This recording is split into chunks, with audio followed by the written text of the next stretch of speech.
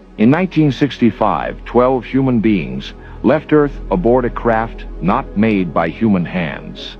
They journeyed to a distant world, Serpo, home of the Ebens, a quiet race of star-born caretakers from the Zeta Reticuli system. Among the 12, one, a man trained in medicine but led by deep inner intuition, encountered what the Ebens called the time room.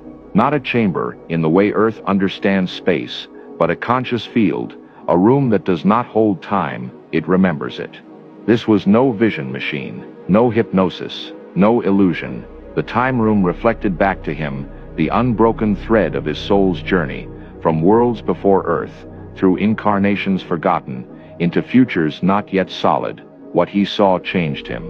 Not because it was alien, but because it was home. This is his account, the vision stream of a soul waking up mid-mission. The time room, a composite account. This account flows from the vibrational recall of 2 of the 12 human participants who entered the time room, woven together into a single truth stream that captures the moment-by-moment experience as closely as possible. It began with a hum, low, like something alive, breathing beneath the floor. The walls weren't walls at all, but something that shimmered between dimensions, neither metal nor glass, but soft light itself, pulsing with its own rhythm as if the room possessed lungs. He stepped forward cautiously, noting the absence of furniture or any obvious technology, save for the central pedestal that pulsed with blue-green light at the room's heart. The Ebens offered no words, only gestures that somehow conveyed volumes, and he found himself drawn to approach. He didn't touch the pedestal, didn't need to. The moment he stood before it, his body went cold, not with fear but with a profound detachment, as if gravity had forgotten him, and he had forgotten weight itself. Then the visions came, not like dreams that fade upon waking, but like being pulled bodily into another existence entirely. First he stood upon an earth that was not his earth. The sky stretched above him in shades of violet he had never seen, while trees of obsidian black reached toward alien stars. No buildings marred this landscape, only crystalline structures that sang with voices like wind chimes made of starlight.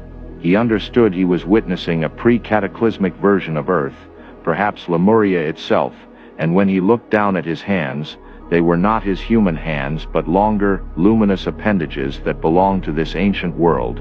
He wasn't merely watching this vision unfold, he was remembering it, as if these memories had always lived within him, waiting.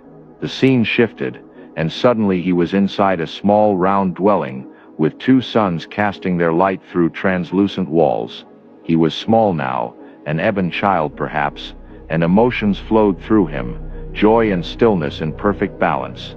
He could feel his parents' love, but it wasn't expressed as human love is shown. Instead it was sung a harmony that wrapped around him like the warmest embrace. Through this memory, the Ebens seemed to whisper without words, "This is what peace looks like."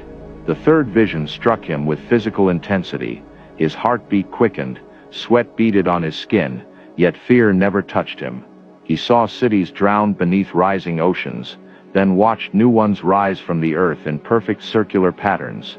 Groups of humans worked alongside tall beings of light in harmonious cooperation. There was no war in this future, but first came a long silence that settled over the world like a held breath. He felt that silence before it arrived, understood that the world had to pause, that many would leave, not all through death, but some would simply vanish, as if called elsewhere. This wasn't prophecy, he realized, but one probable stream among many, shown to him to awaken the earth memory codes that lay dormant within his cells. In the fourth and most profound vision, he found himself floating in space, watching the blue sphere of Earth turn slowly below him. What filled him wasn't fear or duty, but longing, a deep aching desire that pulled at his very essence. He watched himself choosing Earth, choosing hardship, choosing the confusion and forgetting that comes with human birth, all so that he might awaken others when the time came. The Ebens had allowed this soul memory to surface only within the time room's sacred space, for such remembrance cannot normally be accessed while incarnated. When he finally emerged from the time room, tears streaming down his face, he struggled to put the experience into words. Time is not a line, he said, his voice thick with emotion. It's a breath. It curls around itself like smoke. The Ebens don't fear death because they remember. They remember everything. That room, it gave me back the part of me I forgot when I was born. His tears weren't born of fear, but of release. The profound relief of a soul finally remembering why it chose to be here, in this time, in this form, on this turning world.